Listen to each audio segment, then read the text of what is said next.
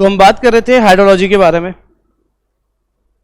Last class में हमने hydrology start किया था, ठीक है जी। तो हमारी जो डिस्कशन रही थी हाइड्रोलॉजी के बारे में कि हाइड्रोलॉजी है क्या। हाइड्रोलॉजी में बेसिकली हमारा क्या रहता है कि यहाँ पे हम लोग ये समझते हैं कि जो भी आपका वाटर है उसकी अकरेंस कैसी आई, कैसे वाटर आपका अकर हुआ, कैसे वाटर आपका आया, फर्दर किस तरीके से उसकी सर्कुलेशन हो रही है और फिर किस तरीके से वो डिस्ट्रीब्यूट हो रहा है। तो इनडायरेक्टली अगर हम बात करें तो ऑब्वियस सी बात है, कहीं ना कहीं हम लोग वाटर के पैटर्न के बारे में बात करने वाले हैं कि वाटर किस तरीके से आपका अकर कर रहा है, सरफेस पे कैसे आ रहा है, सरफेस पे आने के बाद कौन कौन से ऐसे प्रोसेस इन्वॉल्व हैं, कैसे आपका वाटर डिस्ट्रीब्यूट हो रहा है। ये सारी चीजों को समझने को हम लोग क्या बोलते हैं, हाइड्रोलॉजी बोल रहे हैं इसको। जब हम हाइड्रोलॉजिकल प्रोसेस की बात करते हैं तो कहीं ना कहीं ये जो हाइड्रोलॉजिकल प्रोसेस है वो आपका सन के द्वारा चलाया जाता है, सन ड्रिवन प्रोसेस है ये आपका। क्योंकि कहीं ना कहीं जब हम बात कर रहे हैं कि मैंने बोला कि किस तरीके से वाटर आता है, तो वाटर ऑब्वियस सी बात है हमारे सरफेस के ऊपर आता है थ्रू प्रेसिपिटेशन।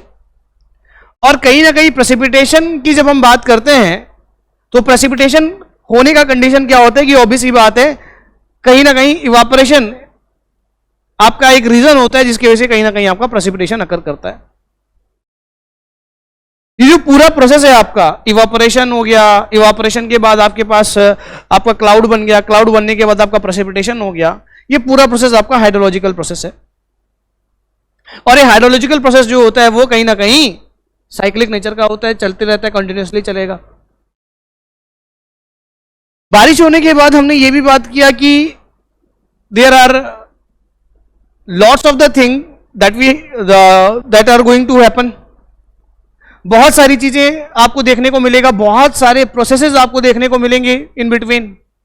जैसे जैसी बारिश पड़ती है ऑब्वियस ही बात है कुछ पानी आपके मिट्टी के अंदर चला गया, दैट इज कॉल्ड इन्फिल्ट्रेशन। कुछ पानी आपके छत के ऊपर, आपके पत्तों के ऊपर रुक गया, दैट इज कॉल्ड इंटरसेप्शन। कुछ पानी कहीं ना कहीं आपके प्लांट्स ने यूज कर लिया और फिर अपने पत्तों के द्वारा उसने उड़ा दिया उसको वापस, दैट इज कॉल्ड ट्रांसपिरेशन। और कुछ पानी आपके जमीन से इवापोरेट हो गया, इवापोरेशन। और जो बचा कुचा पानी वो सरफेस के ऊपर बहेगा, that is called run of. तो कहीं ना कहीं ये सारे प्रोसेस हम लोग हाइड्रोलॉजी के अंदर समझते हैं और एक एक करके सारा चैप्टर है आपके पास। बारिश ज्यादा हो गई तो ऑब्वियस सी बात है there will be the possibility of occurrence of flood also, तो ऑब्वियस सी बात है फ्लड आने के चांसेस है। तो कहीं ना कहीं हमारे को यहाँ पे फ्लड्स के बारे में भी बात करना होता है। तो ये एक ओवरव्यू था आपका कि हाइड्रोलॉजी के अंदर हम लोग क्या क्या चीजें डिस्कस करने वाले हैं। अब हमने बात किया कि कहीं ना कहीं ये सारा जो प्रोसेस है हाइड्रोलॉजिकल प्रोसेस जो है वो आपका कहीं ना कहीं सन ड्रिवन है। तो मतलब कहीं ना कहीं सूरज की कहीं ना कहीं रोशनी पड़ रही है, हीट हो रहा है, इसकी वजह से इवापोरेशन हो रहा है। इवापोरेशन की बात करें तो मेरे पास दो सरफेसेस हैं। जब हम अर्थ की बात करते हैं तो अर्थ के अंदर अगर हम बात करें तो दो बेसिकली आपको कंपोनेंट मेजरली आपको देखने को मिलती है। एक आपका लैंड मास हो गया, दूसरा आपका वाटर सरफेस हो गया। वाटर सरफेस की बात करें तो वी नो दैट 71 या 72% के आसपास आपके पास जो है वाटर का सरफेस है आपके अर्थ के ऊपर, बाकी आपका लैंड मास हो गया। इवापोरेशन की जब हम बात करते हैं तो ज्यादातर इवापोरेशन कहां से आपको देखने को मिलेगा, ओशियन सरफेस से आपको ज्यादा इवापोरेशन देखने को मिलता है। तो evaporation is more on what, ocean surface, क्योंकि सरफेस एरिया बहुत ज्यादा है। जितना ज्यादा सरफेस एरिया होगा उतना ज्यादा इवापोरेशन होता है। अगर हम लैंड सरफेस की बात करें तो लैंड सरफेस पे रेनफॉल ज्यादा होता है as compare to evaporation. Clear है बात। तो ये सारी बातें हमने डिस्कस कर ली थी। उसके बाद हमने बात किया कि जो ये बारिश हो रही है, इस बारिश होने के रीजन होती हैं या बारिश होने के तरीके, कौन कौन से टाइप ऑफ रेनफॉल हमारे पास अवेलेबल है। रेनफॉल जनरली हम लोग प्रेसिपिटेशन को ही रेनफॉल बोल रहे हैं। क्यों? देखो प्रेसिपिटेशन का मतलब क्या होता है। प्रेसिपिटेशन का मतलब यह होता है कि किसी भी फॉर्म में पानी आपके सरफेस पे आ रहा है, that is called your what, precipitation. अब प्रेसिपिटेशन का जनरल मतलब बारिश निकल के क्यों आता है? क्योंकि हमारे इंडिया में ज्यादातर बारिश होती है। अगर आपका स्नोफॉल हो रहा है उसको भी हम लोग प्रेसिपिटेशन बोलेंगे, है तो पानी का ही फॉर्म है ना, अलग फेस में आ रहा है बस। बोले यार ऐसा नो, क्लियर है बात? तो कहीं ना कहीं जब हम प्रेसिपिटेशन की बात करते हैं तो प्रेसिपिटेशन का मतलब क्या होता है? Occurrence of water in any form, किसी भी फॉर्म में पानी आपके सरफेस के ऊपर आता है, that is called precipitation. Generally हम लोग प्रेसिपिटेशन को रेनफॉल से हम लोग पे डिनोट कर लेते हैं, क्योंकि इंडिया में ज्यादातर क्या होती है? बारिश ही हम यहाँ पे डोमिनेंट है। कुछ रीजन है जहां पे बर्फ पड़ रही है, एल्पाइन रीजन जो आपके आगे। पहले बात, अब हमने यहां पे समझा कि बारिश क्या होती है, प्रेसिपिटेशन क्या होता है। फर्दर हमने बात किया कि प्रेसिपिटेशन के टाइप्स कौन कौन से हैं। बताओ जरा कौन कौन से टाइप्स हैं। सबसे पहले अगर हमने बात किया कन्वेक्टिव रेनफॉल। कन्वेक्टिव के बाद हमने बात किया ओरोग्राफिक। ओरोग्राफिक के बाद हमने बात किया साइक्लोनिक। साइक्लोनिक के बाद बात किया हमने frontal. These are the types of rainfall या these are the types of precipitation। Convective के अंदर क्या होता है? कन्वेक्टिव के अंदर क्या होता है कि जो आपके पास जमीन के आसपास की जो हवाएं हैं वो आपकी गर्म हो जाती हैं, गर्म होके वो ऊपर लिफ्ट हो जाएगी। कोई गर्म चीजें हल्की होती हैं, गर्म चीजें हल्की होती है, डेंसिटी उनका कम होता है, तो क्या करेगी? वो ऊपर उठेगी। ऊपर उठेगी तो साथ में ऊपर उठने के बाद क्या करेगी? वो क्लाउड फॉर्मेशन करती है। क्लाउड फॉर्मेशन करके क्या करेगी? प्रेसिपिटेशन कर देगी। क्लियर बात? That is called convective rainfall. ज्यादातर अगर हम कन्वेक्टिव रेनफॉल की बात करें तो बेस्ट एग्जांपल आपका जो इक्वेटर के साथ वाले जो एरियाज हैं वहां पे आपको कन्वेक्टिव रेनफॉल देखने को मिलता है। क्योंकि अगर मैं इक्वेटर की बात करूं, जैसे for example this is your earth, ये आपके पास इक्वेटर है, 0 डिग्री लाइन हम लोग बोलते हैं। ये आपका नॉर्दर्न हेमिस्फीयर, ये आपका सदर्न हेमिस्फीयर,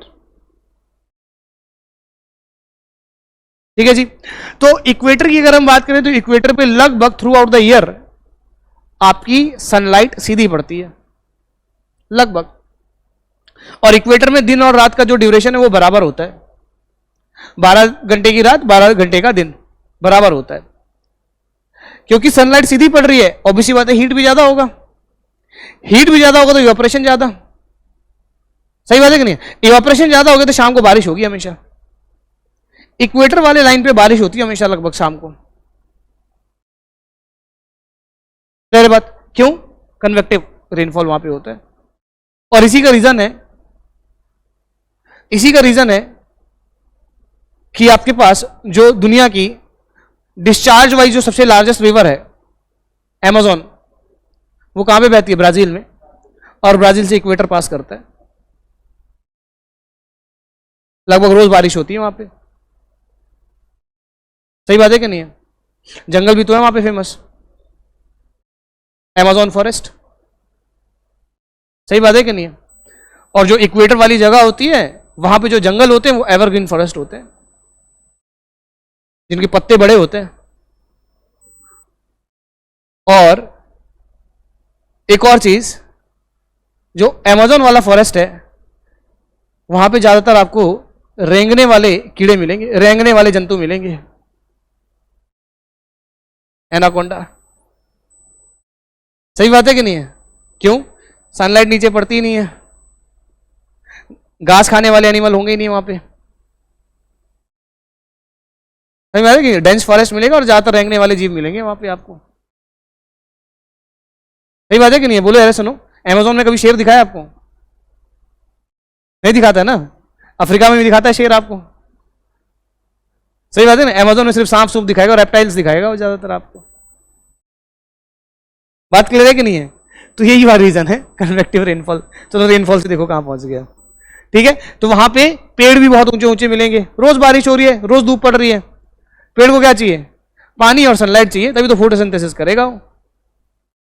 तो ऊंचे ऊंचे पेड़ भी वहीं मिलेंगे, पत्ते उसके बड़े वाले होंगे, ब्रॉड लीफ वहां पे आपके पत्ते होंगे, कनोपी शेप होता है उसका, ठीक है जी। तो ये सब बातें हो गई कन्वेक्टिव रेनफॉल के अंदर। दूसरा आपका ओरोग्राफिक रेनफॉल। ओरोग्राफिक रेनफॉल के अंदर क्या होता है? देखो यार, ओरोग्राफिक रेनफॉल इंडिया में ज्यादातर बारिश आपकी इसी वजह से होती है।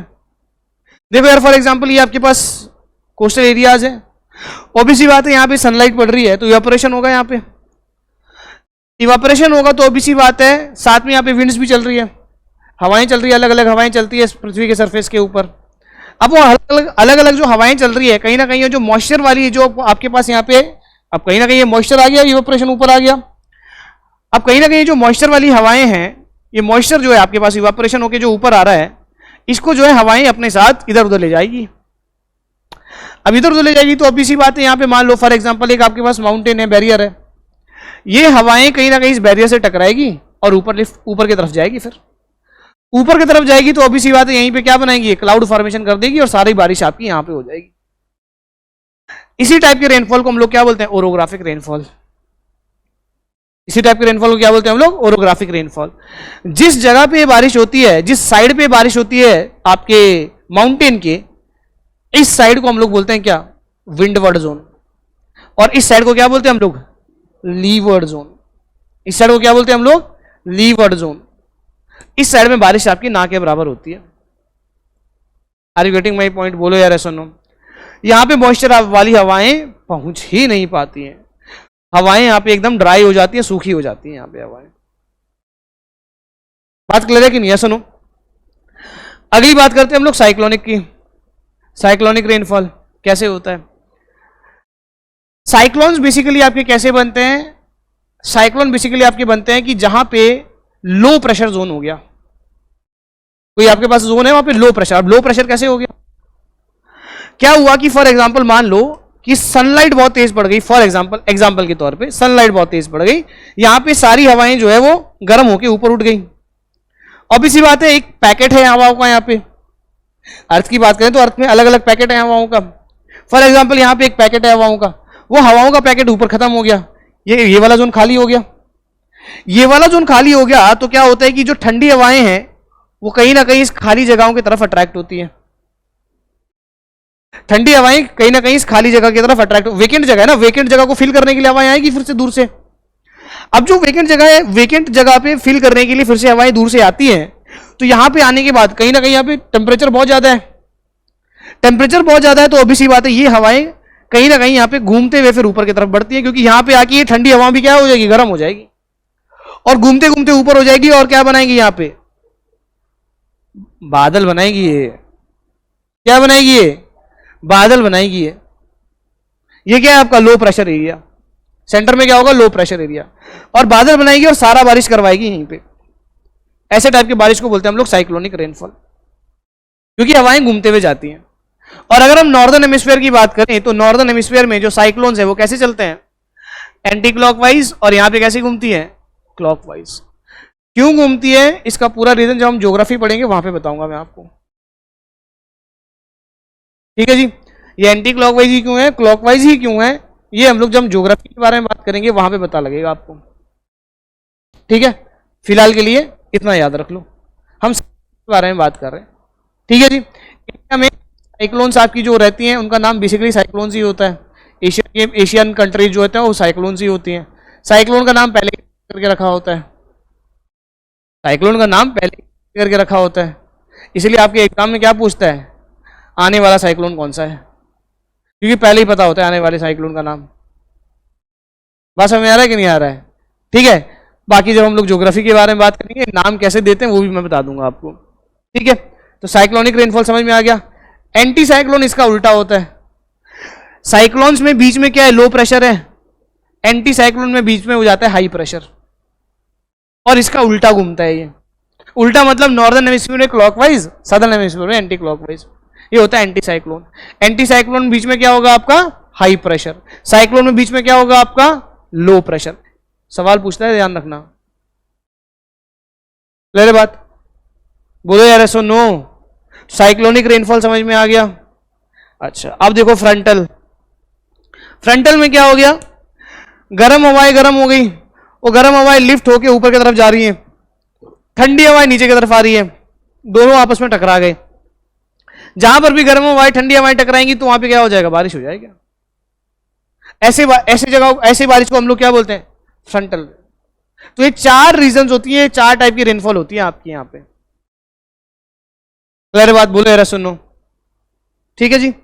तो ये आपके 4 टाइप के रेनफॉल जिनके बारे में हमने लास्ट क्लास में डिस्कस भी किया था। आगे बात करें, चलिए यार आगे बात करते हैं। नाउ जैसे कि अगर हम बात कर रहे हैं प्रेसिपिटेशन की या रेनफॉल की, ऑब्वियसली बात है, ये तो हमने बात कर लिया कि टाइप्स ऑफ रेनफॉल कैसे होती हैं। अब हम बात करेंगे forms of rainfall, forms of precipitation, sorry rainfall नहीं, फॉर्म्स ऑफ प्रेसिपिटेशन, क्योंकि कहीं ना कहीं रेनफॉल भी कहीं ना कहीं फॉर्म है प्रेसिपिटेशन का। बात समझ रहे हो ना, बोलो। तो अगर हम बात करें फॉर्म्स ऑफ प्रेसिपिटेशन, सबसे फेमस जो आपके पास है that is your rainfall.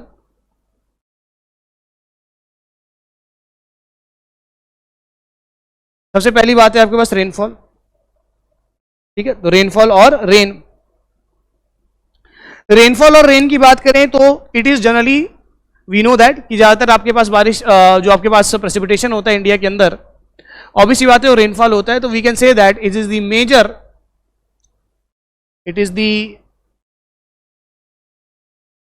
it is the major mode of precipitation in India। India में जो मेजर आपके पास प्रेसिपिटेशन होता है वो रेनफॉल के फॉर्म में ही होता है। प्रिंसिपल मोड जो है आपके पास रेनफॉल का that is your what precipitation, और दैट इज रेनफॉल, ठीक है। रेनफॉल की बात करें तो रेनफॉल की अगर हम बात करें तो जो ड्रॉपलेट है, ड्रॉपलेट का साइज आपका वेरी करता है 5 mm से लेके कितना 0.5 mm से लेके आपका 6 mm तक। तो जो ड्रॉपलेट का साइज है वो कितना होना चाहिए आपका 0.5 mm से लेके 6 mm तक आपके पास जनरली आपका जो आपके पास रेनफॉल आपकी जो होती है उसके ड्रॉप का साइज होता है ये। क्लियर बात। फर्दर अगर हम रेनफॉल की बात करें तो रेनफॉल को हम लोग इंटेंसिटी के टर्म्स में भी क्लासिफाई करते हैं।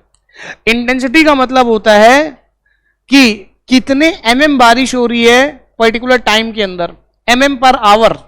जनरली जो इंटेंसिटी है बारिश की कैसे मेजर होती है mm पर आवर। कहीं ना कहीं डेप्थ के बारे में बात होती है, कितना डेप्थ में बारिश हो रहा है।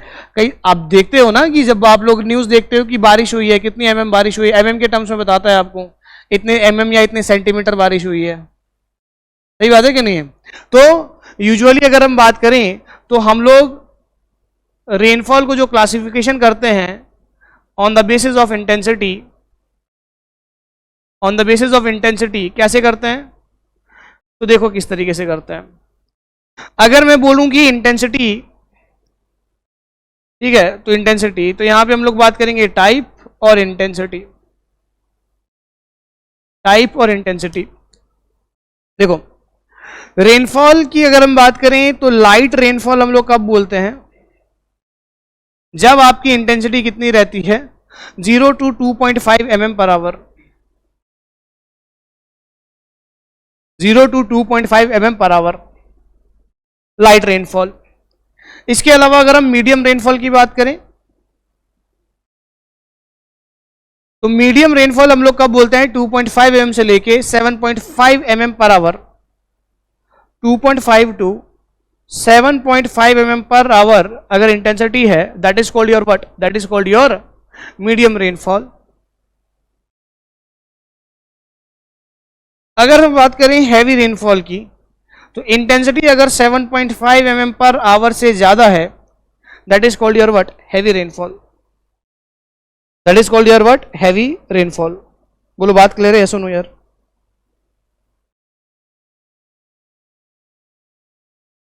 ठीक है, तो इसको क्या बोलते हैं हम लोग, हैवी रेनफॉल बोलते हैं।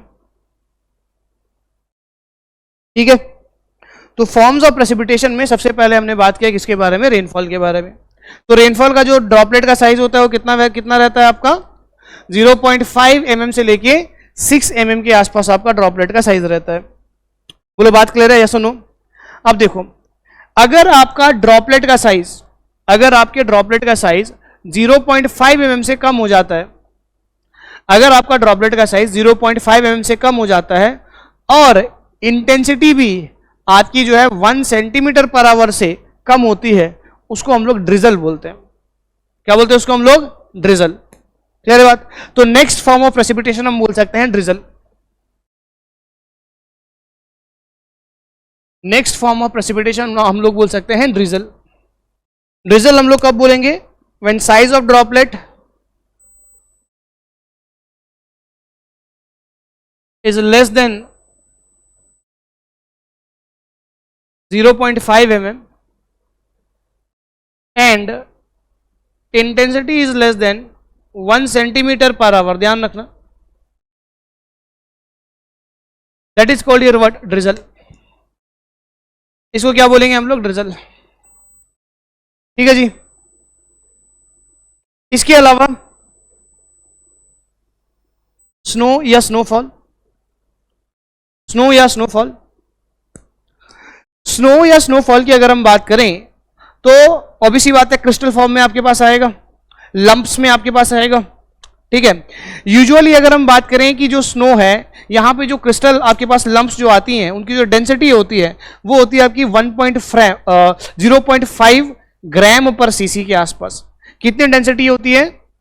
लंप्स की जो डेंसिटी होती है 0.5 ग्राम पर सीसी। और बेसिकली अगर हम रेंज की बात करें तो रेंज आपका जो है यहां पे वेरी करता है। कितना वेरी करता है? 0.1, सॉरी 0.1, जनरली 0.1 रेंज आपका वेरी करता है। किसके बीच में वेरी करता है आपका रेंज? दैट इज 0.06 ग्राम्स पर सीसी टू 0.15 ग्राम पर सीसी। इसके बीच में आपका डेंसिटी जो है वेरी करता है। ठीक है, तो उसको हम लोग स्नो बोलते हैं। तो these are the crystals having a density of 0.1 grams per cc, that is called snow। तो लिखो जरा पॉइंट करके, स्नो क्या होगा? these are the crystals, snow के बाद में लिखो these are the crystals having a density of, these are the crystals having a density of 0.1 gram per cc, having a density of 0.1 ग्राम पर सीसी। ठीक है, तो नीचे पॉइंट करके लिखना, जनरली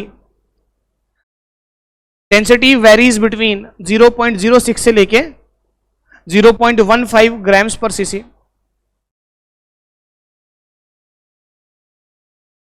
डेंसिटी जो वेरी करता है 0.06 से लेके 0.15 ग्राम्स पर सीसी।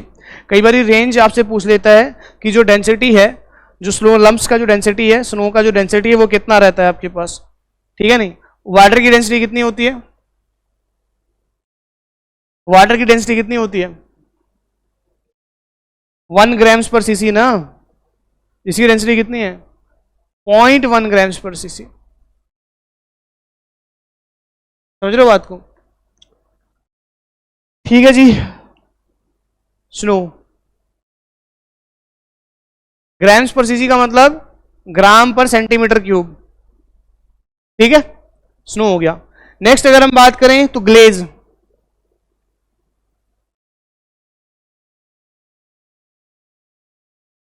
नेक्स्ट अगर हम बात करें तो ग्लेज। ग्लेज क्या होता है भाई? देखो क्या होता है, समटाइम्स क्या होता है कि सर्दियों के टाइम में क्या होता है, सर्दियों के टाइम में जनरली देखने को मिलता है कि जब आपका जो वाटर का ड्रॉपलेट है, वाटर का ड्रॉपलेट ठंडे ग्राउंड के साथ कांटेक्ट में आता है, ग्राउंड एकदम ठंडा है, और फर्दर क्या होता है कि वाटर ही जम जाता है फिर सरफेस के ऊपर, that is called what? Glaze. समझ आ रहा है कि नहीं? उसको क्या बोलते हैं हम लोग? ग्लेज बोलते हैं। तो पॉइंट करके लिखो, when the droplet of water comes in contact, when the droplet of water comes in contact with cold ground surface,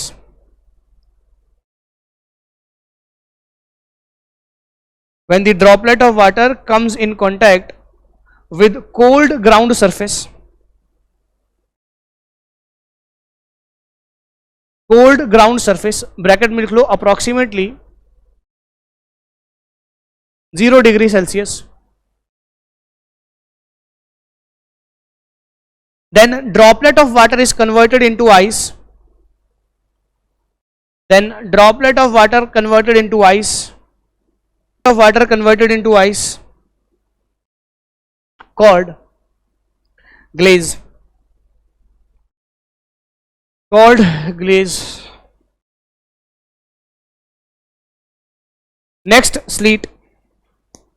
सर्दियों में देखा है कि ठंडे हो रही है, बर्फ पड़ रही है और बाहर कहीं ना कहीं ड्रॉपलेट भी जम गया होता है। है ना। तो जो ड्रॉपलेट भी जम गया होता है उसको क्या बोलते हैं, हाँ वो खाते भी हैं तोड़ तोड़ के, ठीक है। तो जो ड्रॉपलेट आपका जम गया होता है उसको क्या बोलते हैं, स्लीट बोलते हैं। तो लिखो पॉइंट करके, these are the frozen rain drop of transparent nature, है ना, आर पार भी दिखता है ना उससे। Frozen rain drop of transparent nature, ये क्या हो गया आपका, ओले, ओलावृष्टि। तो मतलब लंप साइज जो होता है यहाँ पे काफी बड़ा होता है, लगभग आपका 8 mm के आसपास आपके पास वेरी करता है।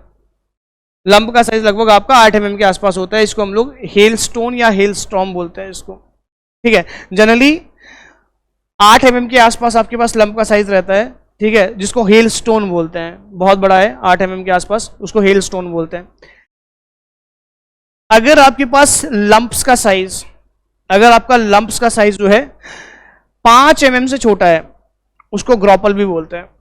तो ग्रॉपल और हेल लगभग एक ही है, बस साइज का फर्क है। छोटे साइज का 5 mm से छोटा साइज हो गया, उसको ग्रॉपल बोल दिया।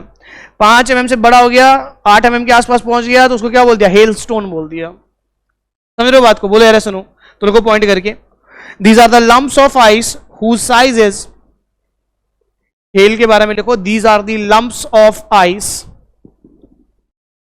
these are the lumps of ice whose size is greater than,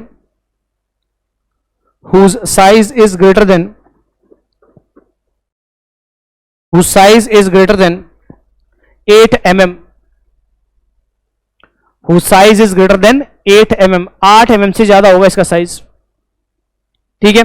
generally जो वेरी करता है इसका साइज, साइज जो वेरी करता है इसका कितने से कितने वेरी करता है, 5 mm से लेके 50 mm तक साइज हो सकता है इसका। जनरली जो साइज वेरी करता है 5 mm से लेके 50 mm, 8 mm से बड़ा हो गया तो उसको हेल स्टोन बोल देंगे, ठीक है। और अगर आपके पास साइज 5 mm से कम है, if size is less than 5 mm, that is called graupel, तो इसको हम लोग ग्रॉपल बोलेंगे। अगर साइज आपका 5 mm से कम है तो इसको हम लोग क्या बोलेंगे, ग्रॉपल बोल देंगे। क्लियर बात। तो ये आपका बात हो गया हेल्स के बारे में, ठीक है जी। तो these are the different forms जिसमें आपके पास जो प्रेसिपिटेशन होती है, ठीक है, तो जिसके आपका प्रेसिपिटेशन होता है आपके सरफेस के ऊपर, ठीक है जी। क्लियर बात। नाउ नाउ देखो समझो बात को, देखिए यार, तो जितना भी कहीं ना कहीं आपके पास ये रेनफॉल हो रहा है या जितना भी आपके पास ये प्रेसिपिटेशन हो रहा है, ठीक है, जितना भी आपका रेनफॉल हो रहा है और जितना भी आपका प्रेसिपिटेशन हो रहा है, तो ऑब्वियस सी बात है ये कहीं ना कहीं आपके सरफेस के ऊपर गिरेगा और अल्टीमेटली क्या करेगा, अल्टीमेटली आपके जो ड्रेन्स हैं, सरफेस ड्रेनेज जो आपके पास नेचुरल ड्रेनेज है, चाहे अगर हम बात करें रिवर्स की, चाहे हम लेक्स की बात करें, पॉन्ड्स की बात करें, तो कहीं ना कहीं वहां पे जाके वो कहीं ना कहीं वो कंट्रीब्यूट करेगा, कहीं ना कहीं वहीं पे जाके कंट्रीब्यूट करेगा, वहीं से आपका ड्रेनेज होता है। क्लियर बात। तो सबसे पहली बात तो ऑब्वियस ही बात है, जब बारिश वारिश होती है, जब बारिश वारिश होती है तो एक कॉमन चीज है जो आपको ध्यान में रखना है। यहाँ पे एक बहुत ही इंपॉर्टेंट इक्वेशन है जिसके थ्रू यहाँ पे काम होता है, that is your called water budget equation. Water budget equation का मतलब क्या है? वाटर बजट इक्वेशन ये बोलता है हमारे को, देखो यार समझो बात को, वाटर बजट इक्वेशन का मतलब क्या है। अब यहां पे बहुत इंपॉर्टेंट इक्वेशन है, that is your water budget equation. देखो ये वाटर बजट इक्वेशन क्या है, सीधी सीधी बात करता है, क्या बोलता है कि जितना भी आपके पास इनफ्लो आया, जितना भी आपके पास इनफ्लो आया, इनफ्लो का मतलब inflow in the form of precipitation, बात समझ में आ रहा है कि नहीं आ रहा है? Inflow in the form of what? Precipitation. बोलते हैं कि इनफ्लो और आउटफ्लो का जो भी डिफरेंस रहेगा, इनफ्लो और आउटफ्लो का जो भी डिफरेंस रहेगा वो कहीं ना कहीं आपका स्टोरेज के बारे में बात करता है। तो कहीं ना कहीं ये जो वाटर बजट इक्वेशन है वो किसके बेसिस पे काम करता है? That is law of conservation of mass. Water budget equation किसके ऊपर काम करता है? वाटर बजट इक्वेशन आपका काम करता है, that is your law of conservation of mass. तो सबसे पहली बात तो आपको ये बात याद रखनी है कि सर ये जो वाटर बजट इक्वेशन है ये किसके ऊपर काम करता है? वाटर बजट इक्वेशन जो है sir law of conservation of mass के ऊपर डिपेंड करता है। अब ये जो law of conservation of mass है, ये law of conservation of mass क्या बोलता है? ये बोलता है कि जितना भी मास आपका इनफ्लो आया माइनस जितना भी मास आपका आउटफ्लो हुआ, कहीं ना कहीं ये आपके स्टोरेज के बारे में बात करेगा, that is your change in storage. नहीं समझ में आई बात? देखो ध्यान से सुनो, अभी इसको समझते हैं क्या बोल रहा है। देखो यार, मान लो ये एक डब्बा है, ठीक है जी, मान लो एक डब्बा है। देखो यार, यहां देखो, समझने की बात करते हैं कि ये क्या कहना चाह रहा है। ये डब्बा है, मैंने बोला कि इस डब्बे के ऊपर, इस डब्बे के अंदर मैंने यहां से कुछ 10 यूनिट का कोई भी चीज हमने बेच दिया। यूनिट कुछ भी हो सकता है। 10 यूनिट्स की चीज मैंने जो है इस डब्बे से पास करवाई, ठीक है जी, इस डब्बे में एंटर करवाया, तो इनफ्लो कितना हो गया? 10 यूनिट। बोलो यार, इनफ्लो कितना हो गया? 10 यूनिट्स का इनफ्लो हो गया। बोलते हैं कि सर जब मैं यहां पे देखा, यहां से भी मैंने कलेक्ट किया, यहां से मैंने कलेक्ट किया, तो बोलते हैं कि सर यहां पे सिर्फ 8 यूनिट ही आया। ये यहां इस पूरे पर्टिकुलर सिस्टम से बाहर निकला ना? बोलो यार ऐसा नो, इसको बोलते हैं आउटफ्लो। सर मैंने 10 यूनिट भेजा था, 8 यूनिट बाहर आया, 2 यूनिट कहां गया? 2 यूनिट कहां गया? यहां बीच में फंस गया ना कहीं? बोले यार ऐसा नो, फंस गया का मतलब क्या हो गया? स्टोर हो गया। कितना स्टोर हुआ? 10 माइनस 8, 2 यूनिट कहां से आया? इनफ्लो में से आउटफ्लो को माइनस कर दिया, आ गया स्टोरेज। तो यही बात कर रहा है।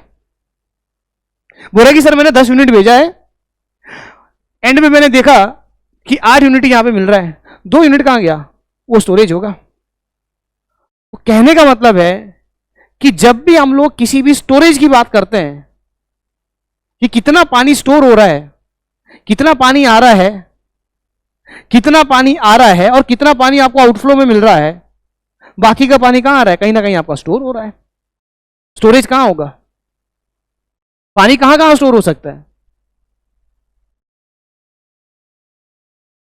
नदी नालों में तो बहेगा यार, वो तो आउटफ्लो है आपका। पानी कहां स्टोरेज हो रहा है? या तो ग्राउंड में जा रहा है, कहीं पे आपके पास पॉन्ड या लेक बना है, वहां स्टोरेज हो रहा है पानी। बात समझ में आ रहा है कि नहीं आ रहा है? बोलो यार सुनो।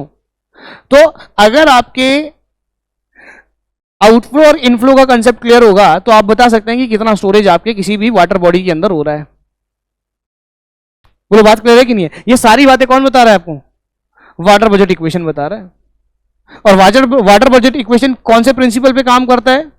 ये आपके law of conservation of mass के ऊपर डिपेंड करता है कि कितना मास एंटर हुआ, कितना मास बाहर निकला, दोनों का डिफरेंस बताएगा कि कितना स्टोरेज हुआ। बोलो बात क्लियर है? सुनो, अब मुझे एक चीज बताओ, ये तो हमने बहुत बेसिक तरीके से बात किया, अब बात करते हैं कि ये क्या बोलता है इसके अंदर। ठीक है, ये तो हमने समझने के लिए एकदम तरीके से बात की। आप देखो जरा, ऑब्वियसली बात है, जो इनफ्लो आ रहा है वो इनफ्लो किसके फॉर्म में आ रहा है? रेनफॉल। रेनफॉल मतलब प्रेसिपिटेशन। प्रेसिपिटेशन को हम लोग पी से डिनोट करेंगे। क्लियर बात? पूरे मेट्रोलॉजी में पी का मतलब क्या हो जाएगा? प्रेसिपिटेशन। ठीक है जी, तो पी आया प्रेसिपिटेशन, सही बात है। अच्छा, प्रेसिपिटेशन आया तो ऑब्वियसली बात है कुछ रन ऑफ होगा। कुछ क्या हो गया? रन ऑफ होगा। कुछ पानी आपका ग्राउंड वाटर में चला जाएगा, कुछ पानी आपका ग्राउंड वाटर में चला जाएगा। बोलो यार ऐसा नो। अच्छा, कुछ पानी आपका इवेपोरेट भी होगा, सही बात है कि नहीं है? कुछ पानी आपका प्लांट्स भी यूज करेंगे ट्रांसपिरेशन के लिए। अब जो बचेगा पानी कहीं ना कहीं वही तो स्टोर होगा।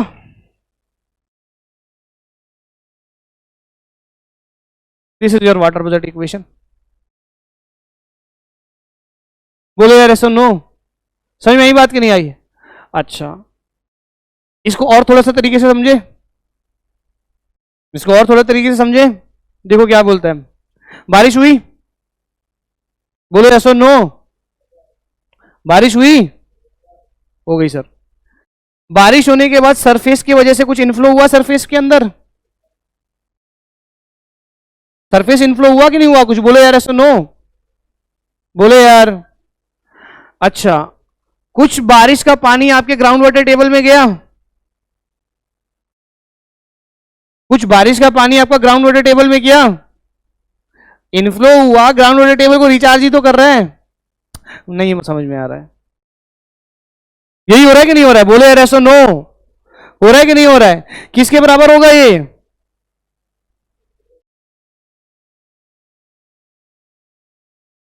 सीधा स्टोरेज कर दिया यार, ये तो इनफ्लो ही आया, आउटफ्लो भी तो होगा कुछ। आउटफ्लो कौन कौन सा होगा बोलो जरा? सरफेस के ऊपर आपके पास बहेगा पानी, बोलो यार ऐसा नो। सरफेस आउटफ्लो, बोलो ऐसा नो। ग्राउंड वाटर भी आपके पास मूव करता है, ग्राउंड वाटर आउटफ्लो, बोलो ऐसा नो। कुछ आपका इवापोरेशन भी होगा, इवापोरेशन भी हुआ, बोलो ऐसा नो। कुछ आपका ट्रांसपिरेशन भी हुआ, और कुछ आपका स्टोरेज भी हुआ, बोलो यार ऐसा नो। अब बताओ जरा, ये क्या था? इनफ्लो, इतना क्या है? आउटफ्लो। इन दोनों का डिफरेंस करेंगे तो स्टोरेज ही आएगा। अरे एक काम करो, आउटफ्लो को इधर ले जाओ तो क्या लिख सकते हैं आप लोग? Mass inflow must be equals to, अरे इनफ्लो की वजह से तो आउटफ्लो और स्टोरेज होगा ना। बात समझे कि नहीं समझे? बोलो यार सुनो। ये एक और वाटर बजट इक्वेशन, एक और नहीं है, वही है ये, बस घुमा घुमा के पूछ लेता है ये। समझ रहे हो बात को? कॉलेज में आपने यही इक्वेशन पढ़ा होगा, यही था ना वो जो परेशान करता था। तो ये सरफेस इनफ्लो है ये, ठीक है ना। Volume of water that is inflow in the surface, VSI लिखो, सरफेस इनफ्लो। वीजीआई लिखो, ये वॉल्यूम है पानी का, ठीक है ना। वीजीआई लिखो, क्या है ये आपका? ग्राउंड वाटर इनफ्लो, जो ग्राउंड वाटर में अंदर गया, इनफ्लो हो गया। Surface outflow, ground water outflow, evaporation, transpiration and change in storage. Evaporation, transpiration and change in storage,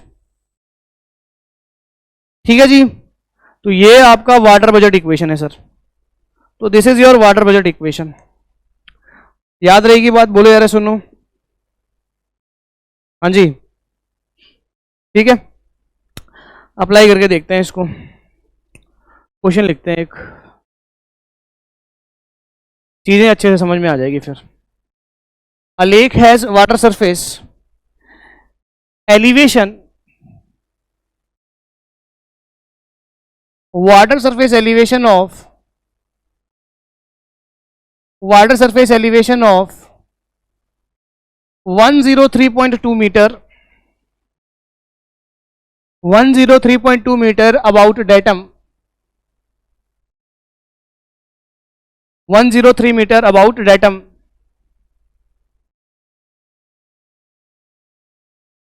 In a month,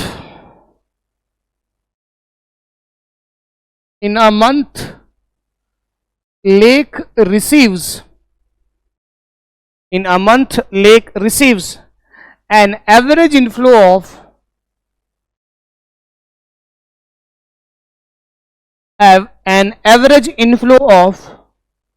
6.1 cumex,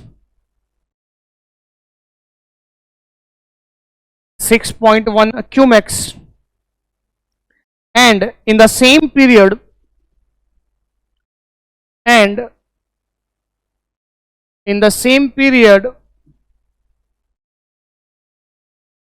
average outflow of 6.5 cumex. average outflow of 6.5 cumex. In that month, lake receives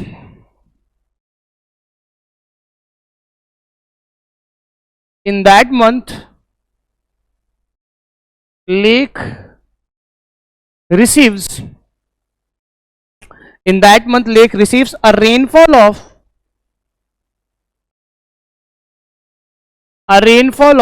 145 mm and evaporation of lake surface that is 6.1 centimeter.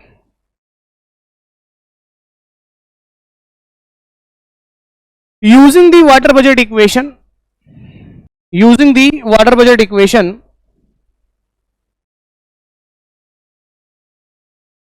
find the water surface elevation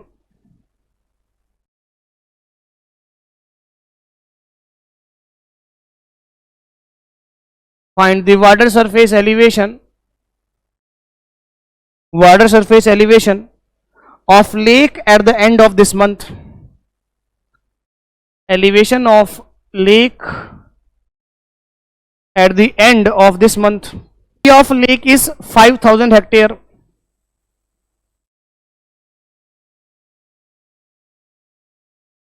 Surface area of lake is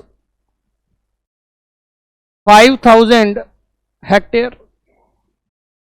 बहुत बढ़िया level का question है, ठीक है जी. हर concept इसके अंदर आने वाला है. क्लियर बात? ये समझ लो कि इस क्वेश्चन में इतने सारे कंसेप्ट हैं एक ही जगह, कहीं ना कहीं आपके बहुत सारी चीजें क्लियर करने वाला है. ठीक है ना, घबराओ मत कि सर आधा पेज में तो क्वेश्चन ही आ गया. ठीक है ना, तो क्वेश्चन को देख के नहीं डरना है, क्वेश्चन को समझना है. ठीक है, हाँ ठीक है, आधा पेज ही है क्वेश्चन है. समझो बात को. क्वेश्चन क्या बोल रहा है? क्वेश्चन ये बोल रहा है कि एक लेक का सरफेस है, डेटम से कितना हाइट है इसका? डेटम से इसका हाइट है 103.2 मीटर. डेटम मतलब क्या होता है? डेटम आपका कोई सरफेस, कोई भी आपका रेफरेंस पॉइंट. मैं बोल रहा हूं कि मान लो दिस इज योर डेटम. ये बोल रहा है कि डेटम से ये कितना ऊपर है? बोलो यार, डेटम से ये कितना ऊपर है? 103.2 मीटर ये ऊपर है. ठीक है जी. अब क्या बोल रहा है? इन अ मंथ, बोल रहा है कि एक महीने के अंदर लेक के अंदर क्या हुआ, कितना पानी आया? 6.1 क्यूमेक्स पानी आया. इसका मतलब क्या हुआ? इनफ्लो हुआ. बोलो यार सुनो, तो पानी आया तो इसका मतलब क्या हो गया? इनफ्लो हुआ. कितना आया इनफ्लो? 6.1 क्यूमेक्स. आगे बोल रहा है कि सेम पीरियड में, मतलब उसी एक महीने के अंदर, टाइम कितना है? एक महीना. एक महीने के अंदर आपका जो आउटफ्लो हुआ यहां से कितना हुआ? कितना आउटफ्लो हुआ?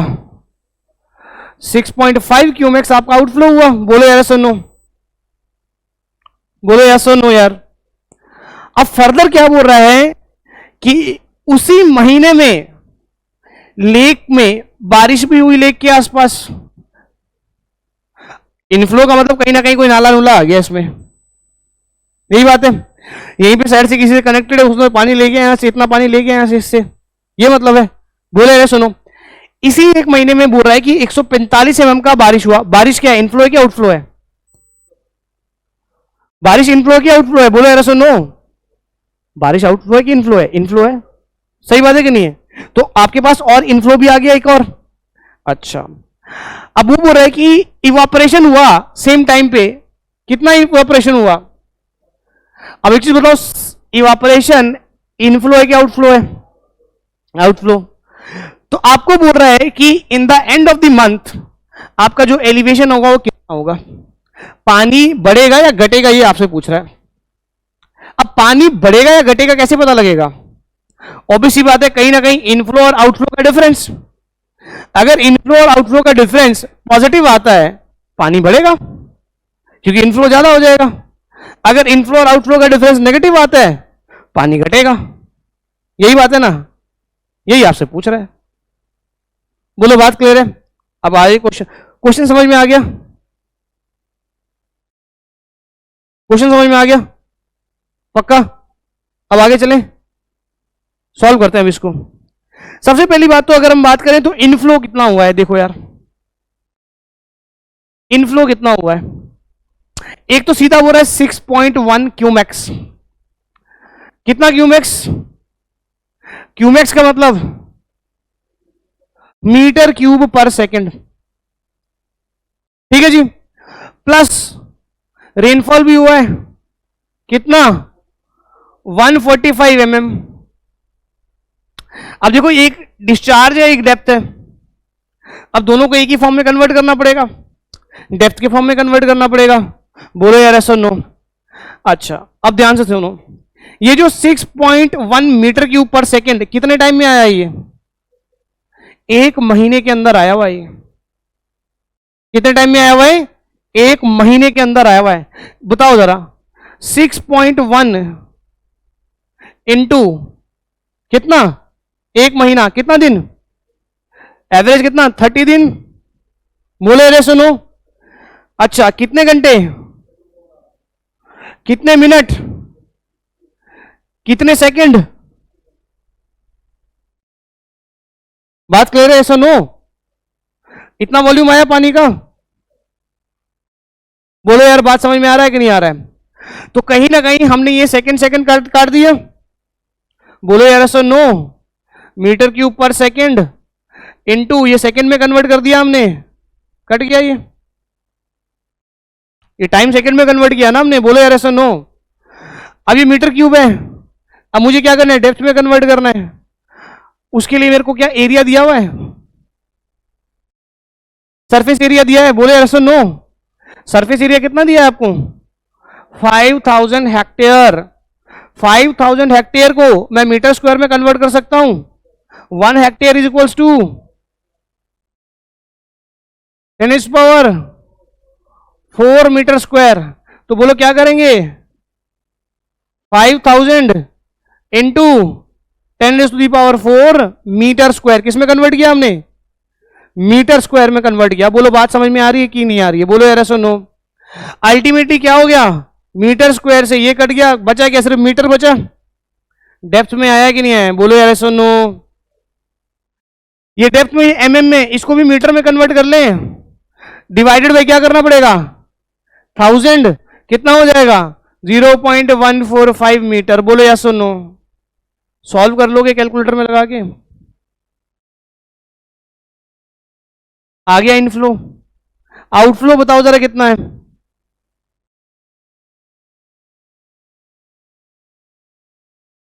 आउटफ्लो बताओ जरा कितना है? बोलो जरा। अब आ जाओ, इधर आ जाओ, इसको कर लेना, आंसर बता दूंगा मैं। इधर आ जाओ। आउटफ्लो अब मेरे को बताएंगे, आप लोग बताएंगे।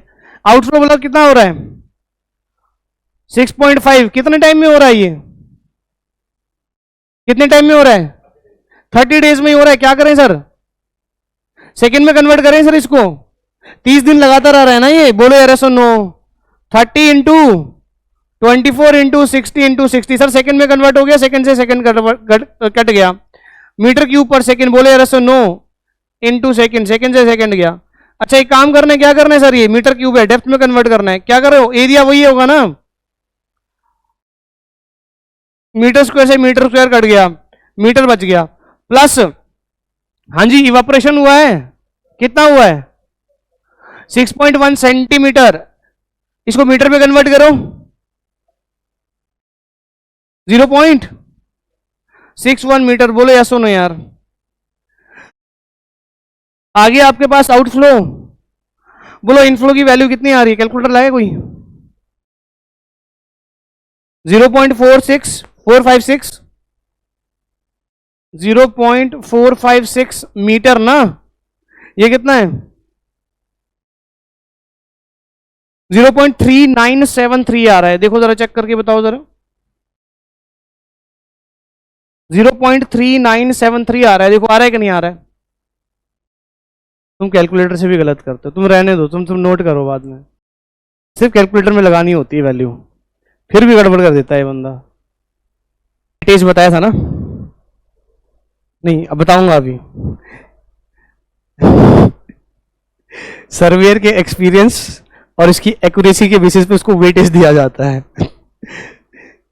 As per your past data आपके कैलकुलेशन का वेटेज बहुत कम है। इसलिए आपके कैलकुलेटेड वैल्यूज पे मैं विश्वास नहीं कर सकता हूं।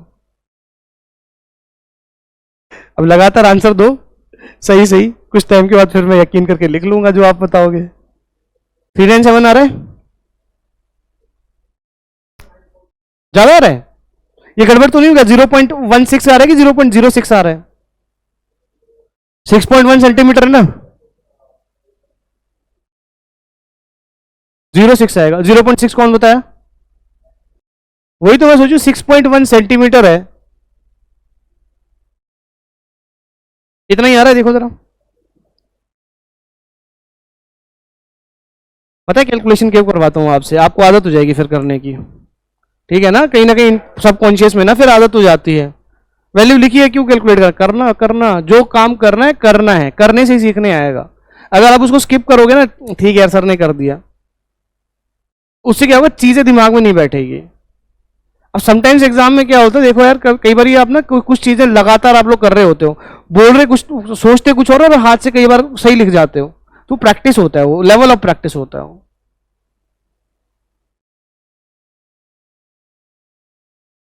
सेम ही है, ठीक। अब क्या करना है?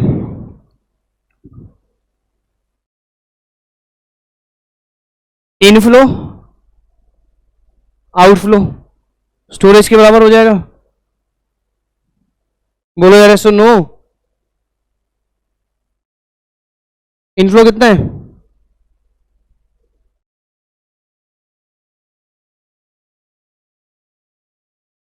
करो इन दोनों का डिफरेंस। बढ़ रहा है लेवल की कम हो रहा है? लेवल इंक्रीज हो रहा है कि कम हो रहा है? बढ़ेगा ना, ये ज्यादा है ना, ये कम है, तो डिफरेंस क्या हो जाएगा? पॉजिटिव आ जाएगा। सही बात है कि नहीं है? स्टोरेज हो गया, पॉजिटिव आएगा तो ऑब्वियस सी बात है इसके साथ ऐड कर दो उसको। या तो एक काम कर सकते हैं, एक और काम ऐसे कर सकते हैं, क्या करूं, 103.2 प्लस इनफ्लो कितना हुआ है 0.461, एलिवेशन पूछ रहा है ना, ये फाइनल कितना होगा 0.461 माइनस कितना हुआ 0.3973, अल्टीमेटली फाइनल रिजल्ट बताएगा आपको। कितनी आ रही वैल्यू 103 पॉइंट कितना आ रहा है 2526। यहां कितना था शुरू में, कितना था 1.2 था ना, तो बढ़ गया आपका। ठीक है जी, तो ये हो गया आपके पास। तो समटाइम ऐसे क्वेश्चन आपके एग्जाम में पूछ लेता है, मतलब इतने बड़े लेवल पे तो नहीं पूछेगा, बट इस टाइप के क्वेश्चन, इस टाइप की जो प्रॉब्लम्स है वो आपको देखने को मिलती है, जो आपको ध्यान में रखना है। तो बेसिक कंसेप्ट है, क्या लगाया हमने, कुछ नहीं लगाया इसमें। तो क्वेश्चन देखो यार, कई क्वेश्चंस कैसे होंगे, दिखने में बहुत बड़े होंगे, अंदर कुछ नहीं होता है। आप लोगों को इससे घबराना नहीं है, सीधे सीधे वैल्यूज पढ़ने, क्वेश्चन को बहुत अच्छे से पढ़ना है, जो भी गिवन डाटा है उसको लिखना है। क्वेश्चन को बहुत अच्छे से पढ़ो, जो भी गिवन डाटा है उसको लिखो, आराम से बन जाएगा। इस प्रॉब्लम में किसी को कोई दिक्कत समझ में आई बात की नहीं आई? बोलो यार सुनो।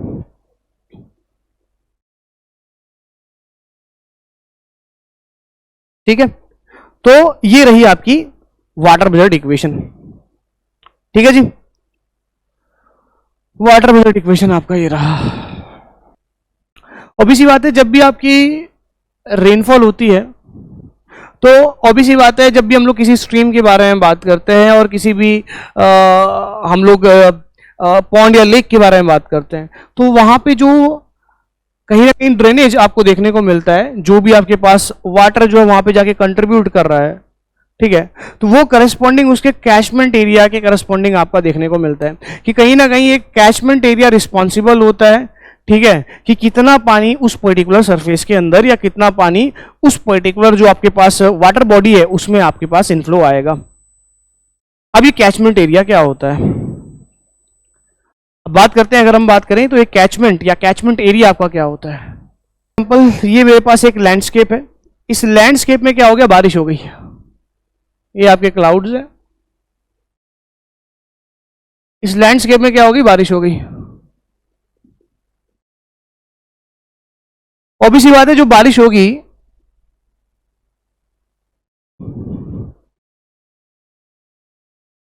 ये बारिश हो गई। अब देखो यार क्या हो गया कि इस पर्टिकुलर एरिया में मान लो ये जो वैली वाला पोर्शन है दिस, यहां पे आपकी कोई स्ट्रीम है, फ्लो कर रही है। स्ट्रीम हो सकता है, ये लेक हो सकता है, पॉन्ड हो सकता है, लाइक दिस, ठीक है जी। अब ऑब्वियस बात है, आपको क्या देखने को मिलता है कि जो बारिश की बूंदे इस लाइन से इस लाइन के इधर पड़ रही है, वो सारी जो पानी है, वो सारा जो पानी है, वो कहीं ना कहीं इस पर्टिकुलर वाटर बॉडी में क्या करेगा, कंट्रीब्यूट करेगा। बोले यार ऐसा नो, ऑब्वियस बात है, यहां पर भी सेम होगा। तो इस लाइन के इधर पानी सारा इधर, और इस लाइन के पानी जो है वो इधर चला जाएगा। बोलो बात क्लियर है कि नहीं है, सुनो। तो ये जो पूरा एरिया जो इस पर्टिकुलर वाटर बॉडी में कंट्रीब्यूट कर रहा है, ये पूरा एरिया इस वाटर बॉडी का क्या कहलाएगा, कैचमेंट एरिया। इस पूरे एरिया को क्या बोलते हैं हम लोग, कैचमेंट एरिया। तो इसका मतलब कैचमेंट एरिया क्या हो गया, कैचमेंट एरिया वो एरिया हो गया जो पर्टिकुलरली किसी एक पर्टिकुलर स्ट्रीम या आप नेचुरल वाटर बॉडी की बात कर सकते हैं, उसको जो है ड्रेनेज प्रोवाइड करता है, या जो आपके पास वाटर है वो आपका कंट्रीब्यूट करता है। That is called catchment area of that particular river, that particular body, water body. Clear बात। फर्दर अगर हम बात करें तो कैचमेंट एरिया को जो अलग करती है, ये जो सबसे ऊपर पॉइंट है, इसको बोलते हैं ridge, that is called your ridge point. तो रिज पॉइंट बेसिकली कहीं ना कहीं वो पॉइंट होती है जो आपके दो कैचमेंट एरिया को सेपरेट करती है या कैचमेंट एरिया को अलग करती है। ऑब्वियस बात है, रिज पॉइंट से यहां पर, रिज पॉइंट के कहीं ना कहीं अगर मैं राइट हैंड साइड जाऊं तो ये जो है कहीं ना कहीं इस वाले स्ट्रीम का कैचमेंट एरिया हो जाता है। रिज पॉइंट के इधर जाऊं तो ये कहीं ना कहीं दूसरे स्ट्रीम का कैचमेंट एरिया हो जाता है। इसीलिए रिज पॉइंट को वाटर डिवाइड भी बोला जाता है। क्या बोलते हैं इसको हम लोग, वाटर डिवाइड भी बोल देते हैं, क्योंकि वाटर को डिवाइड कर रहा है ना ये, आधा पानी इधर फेंक रहा है, आधा पानी इधर फेंक रहा है, तो इसको हम लोग क्या बोलते हैं, वाटर डिवाइड भी बोलते हैं। अरे वेटिंग माय पॉइंट, समझ रहे हो बात। तो कैचमेंट एरिया की बात करें तो कैचमेंट एरिया वो पर्टिकुलर एरिया जो एक पर्टिकुलर स्ट्रीम में कंट्रीब्यूट कर रहा है, इसको हम लोग कैचमेंट एरिया बोलते हैं। क्लियर बात। तो इसको हम लोग क्या बोलते, फर्दर अगर हम बात करें तो यहाँ पे इंपॉर्टेंट रोल आपके रिज पॉइंट का आता है। रिज आपका हाईएस्ट पॉइंट होता है जहां से आपके दो कैचमेंट एरियाज जो होते हैं वो कहीं ना कहीं आपको एक डिमार्केशन बेसिकली आपको देखने को मिलता है दो कैचमेंट एरिया के बीच में। तो रिज बेसिकली क्या करेगा, दो कैचमेंट एरिया को डिमार्क करने की काम करेगा, ठीक है, वाटर को डिवाइड करने की का काम करेगा। तो वाटर डिवाइड भी यही है, कैचमेंट भी यही है, और इसको डिवाइड भी, सिंपल डिवाइड भी इसको बोला जाता है, ठीक है, और सिंपल डिवाइड भी इसको बोला जाता है, और सिंपल इसको डिवाइड भी बोला जाता है, ये भी आपको ध्यान रखना है। क्लियर है बात, ठीक है जी। तो लिखो जरा, कैचमेंट एरिया क्या होता है, the area draining into a river or stream, the area draining into a river or stream, the area draining into a river or a stream, the area draining into a river or stream is called catchment area, is called catchment area of that stream, is called catchment area of that stream at that particular location, at that particular location. Next point, this is also called as watershed, this is also called as watershed. Catchment को watershed भी बोला जाता है, catchment को watershed भी बोला जाता है। Next, ridge. Ridge this is the line which differentiate or demarcate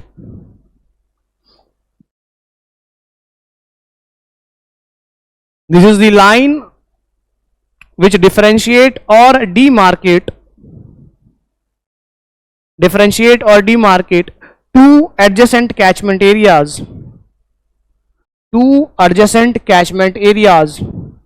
तो दो एडजेसेंट कैचमेंट एरियाज को डिमार्केट करेगा या डिफरेंशिएट करेगा, इसको हम लोग रिज बोलते हैं। ठीक है, तो रिज और इसको डिवाइड और क्या बोलेंगे, वाटर डिवाइड। रिज डिवाइड और वाटर डिवाइड एक ही बात है। ठीक है, तो रिज को भी हम लोग डिवाइड और वाटर डिवाइड बोलते हैं। ठीक है जी, चलिए तो चलो आज के लिए इतना काफी है। अच्छा एक और बात,